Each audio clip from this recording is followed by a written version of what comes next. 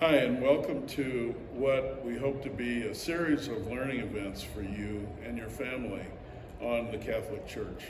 My partner, Alyssa Carolyn, and I have collaborated in putting these together, and we're going to be putting together small sound bites of education around your faith. It will be 5 minutes, maybe a little more, depending on the topic, but these will be short, usable, and we're going to give you lots of application. And our first one today is going to be on centered or contemplative prayer.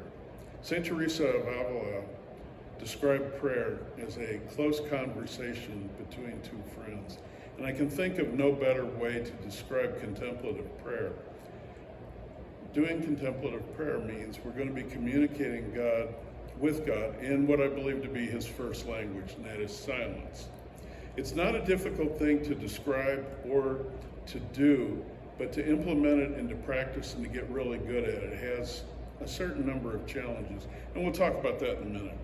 What I want to do, though, is describe how you set up this type of a prayer activity and how you can follow through with it as you go forward. First, I recommend that everyone say a prayer invoking the Holy Spirit to give them a single word, if you will. This word is used at the beginning of prayer, which will basically call you to silence. You use this word if your thoughts start to drift, even if you doze, which can happen, I think, at times as well. You know, if you doze, you wake up, you use this word again to bring you back to where you should be. The entire prayer exercise should only take about 20 minutes, and 20 minutes is the recommended amount of time in this activity. My personal prayer, my word that I use to call to action is diakonos, which is the Greek word for service. And it's where the term deacon came from. But you can use any sacred word that you wish. Again, say a prayer to the Holy Spirit, ask for that insight, and use that, and stay with that word. When you first do contemplative prayer, your mind's going to race. You're going to be aware of maybe some soreness that you've blocked out of your mind. You're going to have a lot of different things come rushing to you. Use the word, push them away, and recenter. And what you're going to find is you're going to need this word less and less over time. Now, the recommendation is to do it twice a day. I don't have time for that personally. Sometimes I don't get time to do it at all. But what I'll say about that is even when I miss this prayer, it reminds me of how much I miss this activity. It makes me all the more anxious to do it. So it's kind of self-reinforcing. I've also found when I do this type of praying before work, I'm able to carry that calm and that silence into what I would describe at my place as a very chaotic workplace.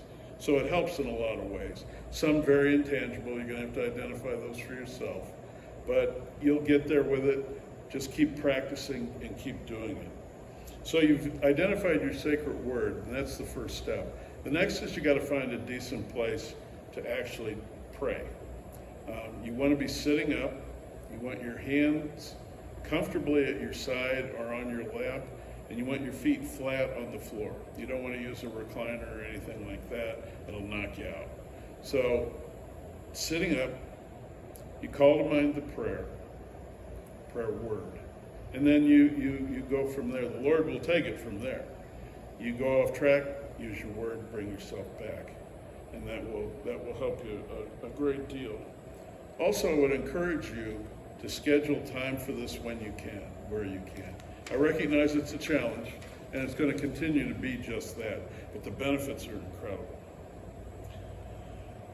I have not had anyone that has been taught this methodology of prayer complain about it or say they were unable to do it. For some it takes longer than others.